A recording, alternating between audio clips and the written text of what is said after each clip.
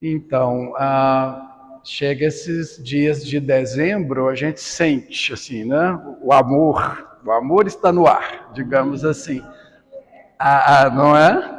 A despeito aí das lutas que continuam, a gente sabe da transição, que aí está no seu curso, mas a gente sente no coração. É impressionante como que a sensibilidade ela se expande, e não é que a gente não pensa em Jesus de janeiro a novembro, mas parece que em dezembro isso ganha força, ou talvez porque mais mentes pensem mais em dezembro, e isso nos torna também mais sensibilizados com o semelhante, com o outro.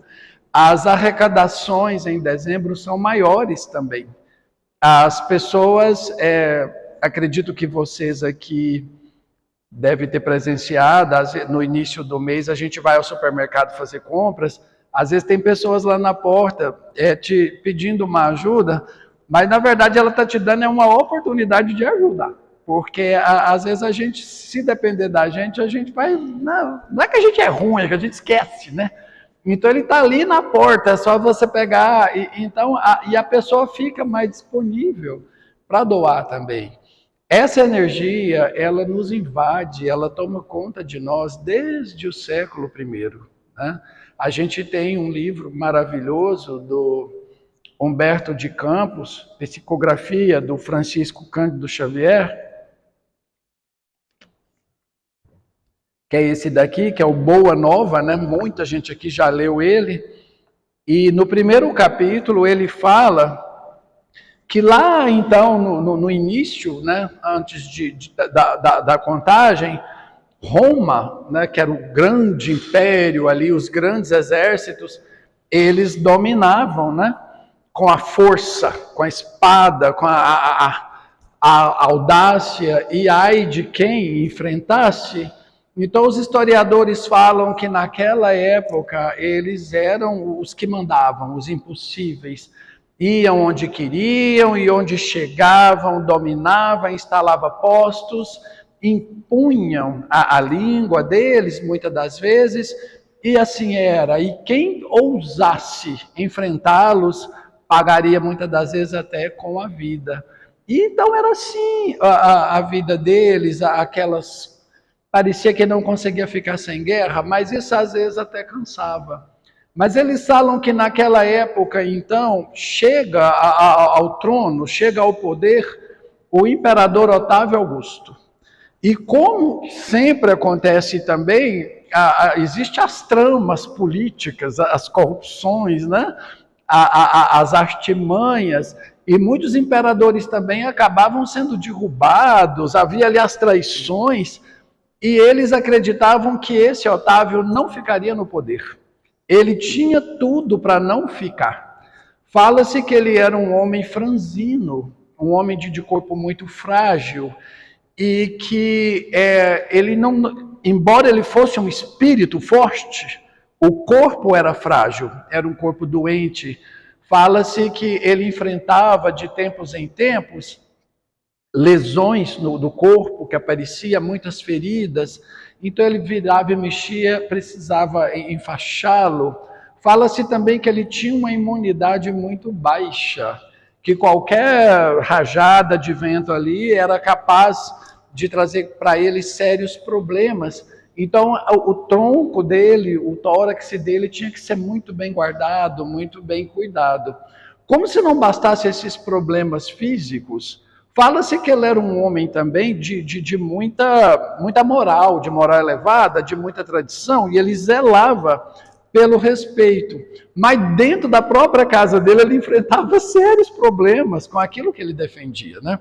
Fala-se que a filha dele, ela era muito namoradeira, assim, né? Ali na corte, virava e mexia, ela se envolvia ali com algum escândalo, e aquilo era para ele um tormento. Tanto é que, certa feita, ele não aguentando, ele mandou exilar, banir ali a própria filha dele, mandando ela para uma ilha muito distante.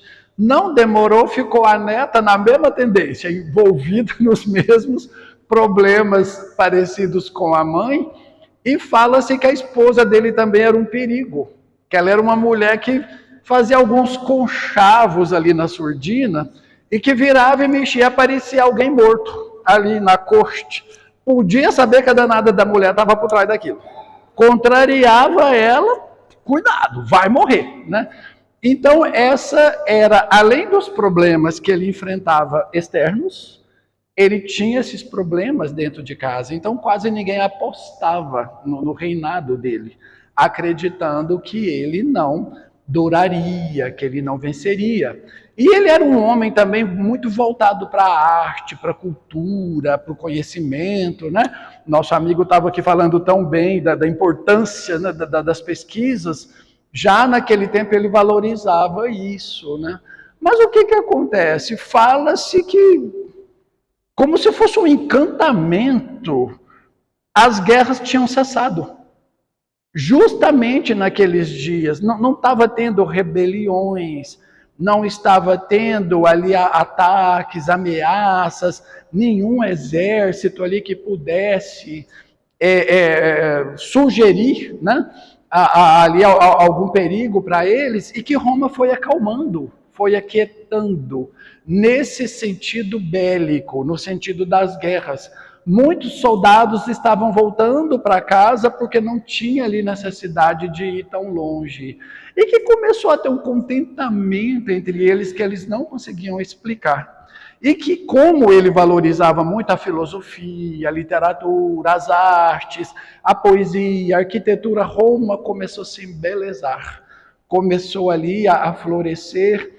E eles gostavam de ver a cidade cada vez mais bela, cada vez mais voltada então para as artes, para a filosofia. A própria política começou a pegar uns padrões mais éticos, né?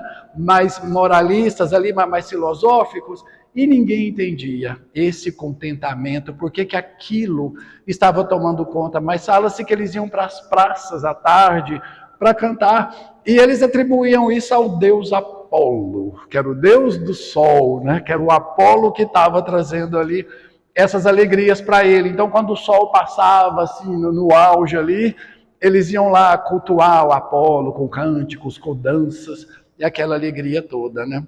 Mas Humberto de Campos fala que o que escapou aos olhares desses historiadores que relatam isso foi que nessa época Jesus estava aproximando da terra. Aí estava a explicação da paz, da alegria, do contentamento, daquele júbilo que ele sentia, porque Jesus vinha com toda a corte celestial dele, com todos aqueles espíritos que estariam aqui com ele, auxiliando na implantação do evangelho, que muitos aqui já estavam, como Maria, como José, como alguns daqueles que seriam seus apóstolos, aqueles que estariam passando por provas físicas e que elas seriam encerradas ao ter o contato com Jesus, com a cura, como no caso, só para citar um, daquela mulher do fluxo de sangue. Aqueles espíritos todos estavam chegando. Era a festa do céu aqui na terra. Então é por isso que aquela alegria, na verdade, ela não tinha invadido só Roma. Ela tinha invadido várias regiões ali. Só que como Roma era o centro das atenções, os historiadores, então, só citaram esse episódio. E aí explica, então, esse amor que até hoje a gente sente quando as nossas lembranças se reforçam. Fala-se que nessa época as vibrações são tantas que lá no plano espiritual eles também percebem essas vibrações de amor. Lá no livro Nosso Lar, quem lê o livro vai se lembrar, tem um capítulo lá que eles falam, certa feita o André andando ali no bosque, umas árvores muito bonitas, uma árvore em especial, ele fala, nossa, mas ela está iluminada, está diferente, né? E aí alguém explica para ele, é dezembro, lá na Terra, e em dezembro o Cristo é mais lembrado, o amor é mais lembrado e as vibrações ampliam. Então eu quero pedir licença para ler aqui só um trechozinho. O Humberto de Campos diz assim, nesse capítulo 1, aqui, ia chegar à terra o sublime emissário sua lição de verdade e de luz ia espalhar-se pelo mundo inteiro, como chuva de bênçãos magníficas e confortadoras.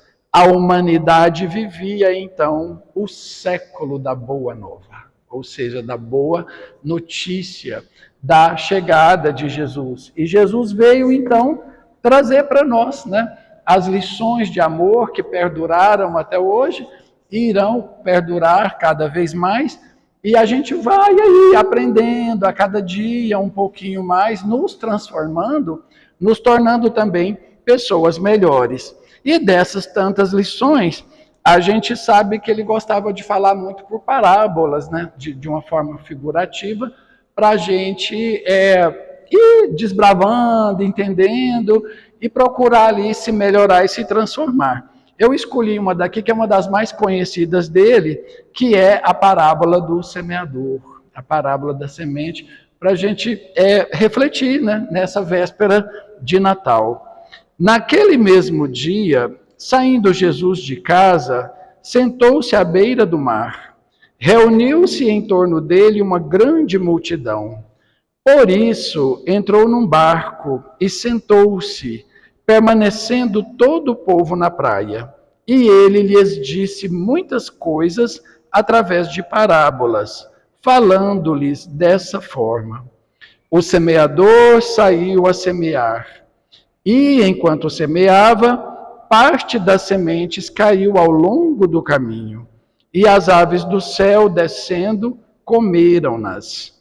Outra parte caiu em lugares pedregosos, onde não havia muita terra, e logo germinou, porque a terra onde estava não tinha profundidade, mas erguendo-se em seguida o sol queimou-a, e como não tinha raízes, secou-se. Outra parte caiu entre espinhos, e crescendo os espinhos, sufocaram-na. Outra, enfim, caiu em terra boa, e gerou frutos. Alguns grãos rendendo 100 por um, outros 60 e outros 30. Isso está no Evangelho de Mateus, no capítulo 13. E aí, a gente começa a pensar, ele pega uns elementos tão simples para passar para nós essas mensagens, né? E a primeira pergunta, assim, a primeira dúvida que a gente, não é uma dúvida, não é uma indagação, fala, nossa, mas perdeu 75% das sementes, né? Se a gente for olhar, coitado, né?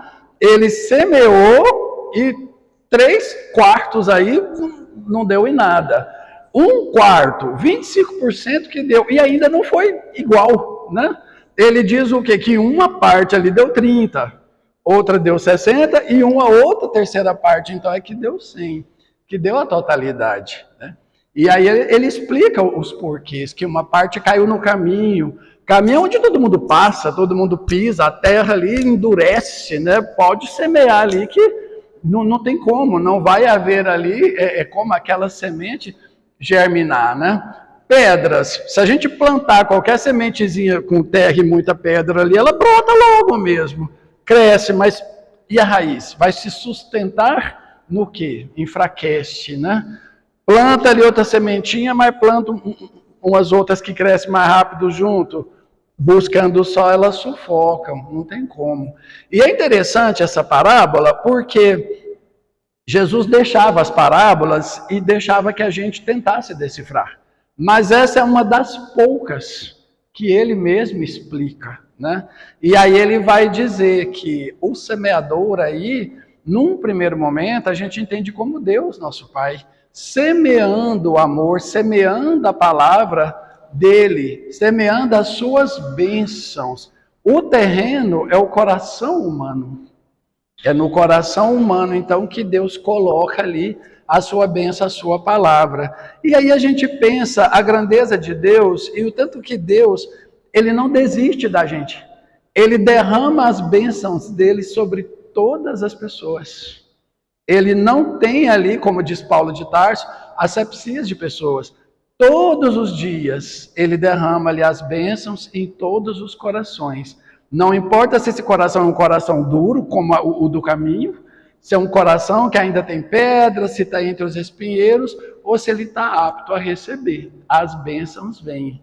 Nós é que precisamos saber o que nós estamos fazendo com essas bênçãos que o Pai nos envia. Então Jesus aqui diz assim, ó: todo aquele que ouve a palavra do reino e não a entende, vem o espírito maligno e arrebata o que foi semeado em seu coração. Este é o que recebeu a semente ao longo do caminho. Esse aqui é aquela pessoa que ela entra no centro espírita, mas o espiritismo não entra nela.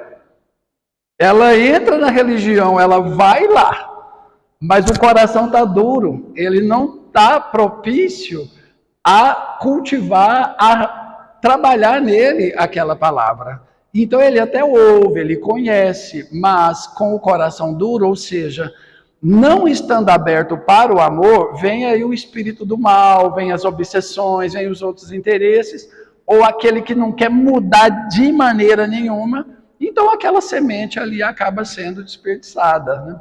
No livro Paulo e Estevão tem uma passagenzinha lá, quem leu ele talvez vai se lembrar aqui comigo, do Chico e do Emmanuel. É mais ou menos assim, né? Que tem um tempinho aí que a gente leu. Mas quando o Estevão, depois que ele passa aquelas tribulações todas, antes de chegar em Jerusalém, ele acaba sendo vendido para um senhor romano, mas é um romano muito bom, que com o passar do tempo ele sensibiliza com ele e liberta ele. E ali ajuda ele meio que planejar uma fuga. E ele é deixado numa praia, ali já nas terras ali, né, da antiga Judéia ali, e ele tão cansado, ele adormece naquela praia. E aquele moço era tão bom que tinha dado um dinheiro para ele, né? Um saco ali, tinha um volume ali de dinheiro para que ele pudesse se ajeitar. E ele dorme. Depois que ele descansa, que passa um tempo, acredito eu que é quando amanhece, ele acorda com um homem em cima dele, com um punhal ali, para roubá-lo, né? Querendo já em cima. E ele acorda no susto e ele fala, por favor, não me mate, não precisa fazer isso, né? E ele fala, a bolsa ou a vida, né? E ele fala, está aqui, pode levar, né? Então, naquele momento, ele olha para os olhos daquele homem assim e fala, onde é que eu estou? Aí ele fala, você é estrangeiro? Você não é daqui, né, e tal? E aí ele fala, não, eu estou procurando ajuda, não sei o que e tal. Mas ele deu a bolsa para o ladrão. O ladrão olha bem para a cara dele e fala assim, eu sei quem pode te ajudar. Eu conheço uns homens que tem ali, ó, eles são os homens do caminho. Esses homens do caminho eram os apóstolos. Era onde trabalhava o Pedro, o Tiago, o João, que eles tinham montado a igreja, né? Lá em Jerusalém. Eles são muito bons. Eu vou lá de vez em quando. Você pode ir lá, que eles vão ajudar você. Ou seja, ele frequentava lá, mas ele continuava ladrão. E mesmo assim ele não teve piedade do Estevão, o dinheiro ele levou. Ou seja, é o coração que está recebendo a mensagem, tem o conhecimento, mas ele ainda está duro, ele ainda não está acessível ao ensinamento, né? Aqui Jesus diz sobre a segunda, ele fala, o que foi semeado em lugares pedregosos é aquele que ouve a palavra e que a recebe com alegria. Ó, é diferente esse. Ele ouve a palavra e a recebe com alegria no mesmo instante, mas não cria raízes nele e fica apenas por um tempo. Quando lhe sobrevêm tribulações e perseguições por causa da palavra, passa a tomá-la como causa de escândalo e queda para si. Sabe aquelas pessoas que assim, quando está tudo bacana, quando está tudo feliz, ela tem fé para valer? A vida dela tá boa, ela não tem problema nenhum, mas ela tem uma fé danada, assim, nossa, mas Deus é maravilhoso, Deus é bom demais. Aí ela vê alguém mais tristinho, assim, passando por uma luta, fala, é porque você não tem fé. Se você tivesse fé, sua vida ia melhorar, né? E tudo. E assim ela permanece até o primeiro terremoto. Por quê? Porque todos nós vamos passar por lutas, não adianta. E aí, quando vem a luta, quando vem aquela prova para aquela pessoa, vamos ver se você tem essa fé mesmo que você está falando que tem. é o primeiro a cair, é o primeiro a abater. Por quê? Porque é uma fezinha superficial, né? E a gente ter fé nos momentos de tranquilidade é muito fácil. Hora do testemunho é que a gente demonstra mesmo se a gente já adquiriu essa virtude. Essa virtude a gente demonstra ela é na luta, é na doença, na dor, no sofrimento, é na perda, é nas dificuldades, é nas frustrações, é nas decepções. É aí que a gente vê qual é o tamanho da fé da gente. Se essa fé tem raízes, né? Se ela vai ali aguentar o baque, né? Digamos assim. Então essa aí é a outra parte da semente, que até teve ali um comecinho, mas não teve sustentação. Jesus comenta da terceira: o que foi semeado entre espinhos é aquele que ouve a palavra, mas vindo em seguida as solicitudes deste tempo e a ilusão das riquezas sufocam nele a palavra e a tornam infrutífera. Tem muita gente que fala, não, eu até queria mesmo assim, né, frequentar uma religião, mas não tem tempo, eu trabalho muito, nada tá bom, todo tanto de dinheiro que tem tá pouco, às vezes tem 2, 3 empregos, acha que a vida é isso daqui e vai se ocupando com essas coisas, esquecendo que a gente está aqui de passagem. A gente tem que lutar sim pelo nosso sustento, por uma vida da melhor maneira possível, mas como diz o Evangelho, né, cuidar do corpo e da alma, que é aí fundamental para nós, porque depois o que a gente adquire aqui de material, do materialismo aí, vai ficar por aqui. O que a gente vai levar são nossas virtudes, nossas conquistas, e isso a gente aprende na educação do espírito. E às vezes as pessoas se ocupam tanto com essas coisas que esquece aí do espiritual. E hoje a gente tem mais uma outra coisinha para ocupar a gente o tempo inteiro, com uma ocupação inútil, né? Que a gente tá lá. O TikTok aqui. Oh, meu Deus, né? Ri. Quando daqui meia hora, de que meia que eu tava rindo, né? Não tem nem um sentido aquilo, né? Quantos likes eu já tenho e tal. Às vezes a gente se prende tanto nessas coisas. E tem uma página bonita lá do Fonte Viva que a gente podia ler, estudar, refletir, ou de um outro livro. E essas ocupações, então, desfoca a gente de receber a semente, né? Mas finalmente veio aí a quarta semente, né? O que foi semeado em terra boa é aquele que ouve a palavra e a entende. Este gera frutos e rende 100 ou 60 ou 30 por um. Graças a Deus, né? A gente está aí lutando, batalhando, e tomara que o nosso terreno aqui esteja rendendo pelo menos 10%. Eu já nem vou assim, querer me encaixar aí nos 30, nos 50, nos 100. Mas a gente já pensa nesses que ouviu a palavra, que aceitou e que tem um propósito. Nesse caso, a gente já tem consciência, né? Quando a gente tem ali o evangelho já no nosso coração, a gente até dá uns escorregões, porque a gente ainda é falho, mas a gente pensa, isso que eu fiz não está certo. A gente já tem consciência que precisa pedir perdão. A gente tem consciência de que precisa perdoar e que precisa correr atrás dessas coisas. E isso já é muito bom. Aquele que começou esse processo de mudança interior é esse aí, que o coração já está produzindo. Talvez não produza 30, como ele disse aqui, ou 40, mas se a gente está produzindo 10, 15, já está bom. Mas tem aqueles ali que produz 30, né? E quem serão esses que produz 50? Os que produz 100, né? Essa quarta parte. Às vezes a gente pensa aí naquelas pessoas que lutam pelas causas humanas, que vão atrás, que tenta fazer o melhor, pesquisadores, às vezes, que têm o interesse mesmo de salvar vidas. A gente imagina que esses daí estejam aí nessa faixa aí de estar rendendo aí 40, 50 pessoas que se doam. A gente tem esses grandes aí, né? A gente pensar um Chico Xavier, por exemplo, que a existência toda dele, ele se doou, ele esqueceu de si pela humanidade, o tempo dele, e ele trabalhava, era o tempo que sobrava. A gente, quando começa a estudar a vida e a obra dele, às vezes ele ia dormir 2 horas da manhã, porque ele ficava ali ó, na psicografia. A gente acha a psicografia tão bonito, né? É bonito mesmo, mas não é tão fácil assim. Para ele ter toda aquela sintonia com espíritos, como Emmanuel, como André Luiz, como tantos outros, ele tinha que estar ali ó, no mês de apazão, né? Renunciando aí às questões do mundo, né? A Madre Teresa de Calcutá também, um grande espírito. Às vezes, muitos de nós pensam assim, não, não, falando sério, tá? Falando sério, se eu tivesse dinheiro mesmo, assim, muito dinheiro, eu ia fazer muita coisa, muitas obras, né? Muito isso, muito aquilo, né? E a gente precisa do dinheiro mesmo, mas às vezes, talvez não é bem isso aí que a gente tá preparado, né?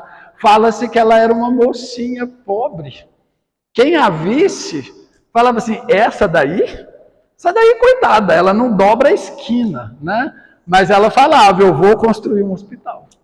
Eu vou construir um hospital para tratar das pessoas que não podem pagar. E aí as pessoas quase que riam, né? Mas ela acreditava, ela correu atrás, ela não tinha o dinheiro, mas o dinheiro veio. Porque ela acreditava, de uma forma ou de outra, ela também, a existência dela, ela se doou.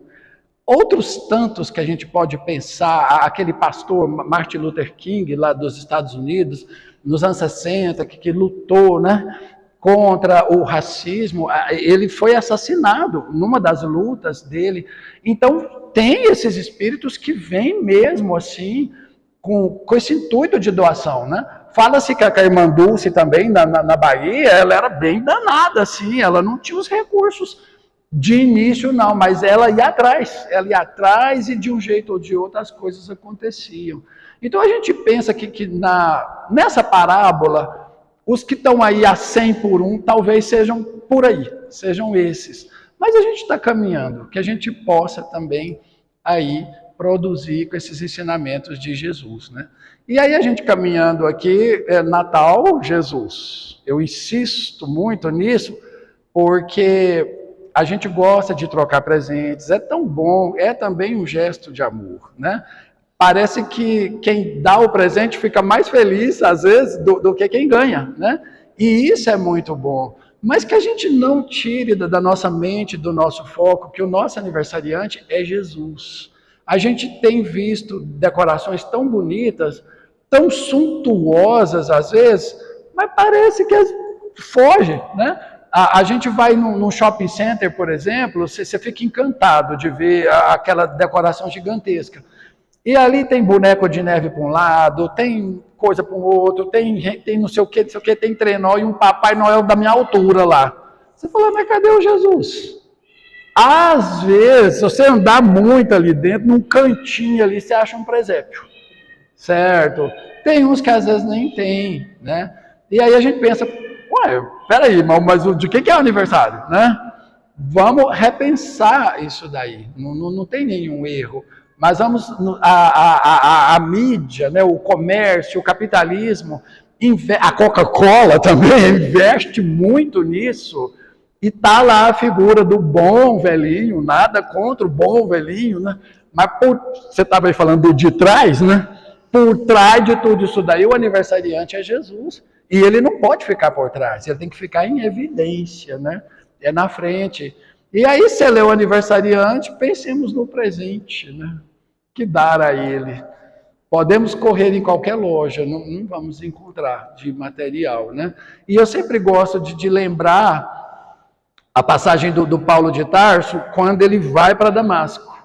Porque a gente pode esquecer tudo daquele livro, mas aquela parte a gente não esquece, né? E aquilo ficou mesmo um marco da nossa vida. Tanto é que tem pessoas que falam, não, o meu caminho de Damasco, ou seja, o meu encontro com Jesus, né, aconteceu de tal forma, foi um dia que eu fui no centro, foi um dia lá em casa, foi um dia que eu li uma mensagem. Todos nós temos aí o nosso caminho de Damasco, né? Mas é belo lembrar que ele estava indo, então, com uma cólera danada, uma raiva danada, um orgulho danado, para acertar as contas ali com um cristão chamado Ananias, que ele entendia que ele era o culpado dos culpados de tudo que ele passava, né? E é muito bonita a forma como Emmanuel e Chico descreve essa passagem no livro Paulo e Estevão, porque ele fala que era sol de meio-dia, sol escaldante, ou seja, aquele sol iluminadíssimo ali, naquele dia muito claro, aquelas areias, porque a entrada de Damasco era bem arenosa, então assim, a luz irradiava mesmo, era um dia muito claro, mas ele fala que ele foi se aproximando e eis que ele olha para o alto e ele viu uma luz mais forte ainda, mais forte do que aquela luz que estava iluminando do sol, e aquela luz estava vindo em direção a ele. Mas o que encabulou ele mais ainda não foi a claridade daquela luz, foi o amor, foi a energia que estava vindo junto com ela. E foi esse amor aí que tocou o coração dele, e ele percebeu que era o Cristo, e que o Cristo era de fato tudo aquilo que estavam dizendo e muito mais, né? E ali ele cai, ele não tem dúvidas, ele cai cego, cai emocionado, e aí vem aquela clássica pergunta que a gente tem na ponta da língua, todo mundo tem ela, né? Saulo, Saulo, por que me persegues, né? E aí a resposta que ele deu foi outra. Ele ajoelhado, chorando, cego, todo aquele orgulho ficando para trás, o farisaísmo dele, ele simplesmente diz: Senhor, o que queres que eu faça? Assim, né? Naquela humildade, mas uma humildade que trazia uma alegria imensa para ele. E aí Jesus diz a ele, né? Vá até a cidade, você vai receber as instruções. E com o passar do tempo, ele percebeu a grande missão que ele tinha, que era levar essas sementes do Evangelho de Jesus onde ele pudesse, e que ele semeasse, né, o Evangelho. E a gente sabe a trajetória toda dele, e ele foi até o último momento da vida dele. Então aqui para nós, o presente que a gente tem para oferecer para Jesus é fazer o nosso melhor em benefício do nosso semelhante, que o nosso coração receba a semente do Evangelho, que ela germine, que ela cresça, que ela dê frutos, né? Frutos de amor, de bondade, de humildade, de simplicidade, que essa é a expectativa de Jesus. A gente quer encerrar com uma última história, que também é do Humberto de Campos, que está nesse aqui, o Pontos e Contos. Fala-se... A gente volta lá no nascimento, né? A história do Simeão, que muita gente conhece também. Fala-se que lá no templo, em Jerusalém, um senhor já de idade bem avançada, ele ficava lá na porta do templo porque ele sabia que ele ia ver o Salvador, que ele ia ver Jesus. Ele não morreria, porque ele tinha esse desejo. Ele pedia muito a Deus que a luz, que o Evangelho chegasse ali até eles, né? E os anos passando, e ele lá sempre indo ao templo, mas que ele era um senhor muito respeitado, muito querido. Naquele tempo, a cultura judaica tinha um respeito muito grande com as pessoas mais velhas, e ele tinha ali algumas previsões ali, né? Hoje a gente entende que ele tinha uma mediunidade muito aflorada. Então, Humberto de Campos narra que ele lá na porta do templo, sempre, eis que um belo dia aparece lá um casal muito simplesinho, com um bebezinho nos braços, né? Ele bate o olho naquele casal, naquele bebê, e o coração dele acelera. Ele fala: é ele, eu sinto que é ele. Mas veio um casal tão simples, tão humilde, sabe? Vestido, limpinhos, bem acertados, mas numa simplicidade, numa pobreza material muito grande. E eis que vem então Maria e José subindo as escadarias com o bebezinho. Ele não resiste, ele vai até ela e fala: eu posso segurar ele só um pouquinho, né? E Maria, muito amorosa, muito educada, né? Vendo aquele ancião pedir, ela põe Jesus nos braços dele. E ele contempla aquele rostinho já em lágrimas, feliz da vida, porque ele sente no coração que aquele é o Messias, é o Salvador, é Jesus. Mas começa a dar um miolo na cabeça dele, porque ele olha o José e a Maria e fala, mas eles são tão simplesinhos, né? Assim, tão humildes, né? E aí ele começa a pensar. Ele olha, e Maria e José afastam um pouquinho, e ele olha para o bebê e começa a pensar, como que você vai salvar o mundo? Você é filho deles, eles são tão simples. Você não nasceu num palácio, você devia ter nascido num palácio com muita riqueza, porque aí com o dinheiro você dominaria mais as pessoas. Você não nasceu filho de um soldado forte, de um comandante de exército, porque aí com o exército você, né? Você não nasceu filho de um grande político, de um grande filósofo. Minha pobre criança, a tarefa vai ser árdua. Como que você vai levar a boa nova, a semente do evangelho, com essa simplicidade, né? E aí fala-se que ele olhava para o bebê e naquele instante o bebezinho levantou uma das mãozinhas e foi bem no rumo do peito dele, bateu no coração dele, sem falar nada, só bateu no coração. Então conta-se que depois ele entendeu que Jesus não precisava de exército, de influências, de pessoas fortes, porque o reino de Deus ia ser implantado no coração das pessoas. E que para isso não precisa da força, né? Há um dito lá na Bíblia que fala: o reino de Deus não se ganha pela força. Então fica aí essa mensagem tão bonita de Humberto de Campos. Aí fala-se no Evangelho de Lucas que nesse momento, tomado de júbilo, ele fala: Senhor, o Senhor pode me levar, eu vi o Salvador.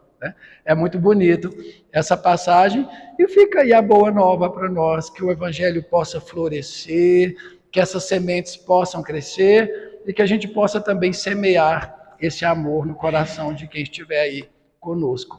Eu quero agradecer a vocês por ter passado esse ano com vocês, que Jesus nos abençoe. Obrigado, né? E que a gente tenha de fato um Natal de amor, um ano novo bom, e que apesar das lutas, das dificuldades, porque elas vão continuar, a semente do Evangelho permaneça no coração de cada um de nós. Muita paz e muito obrigado.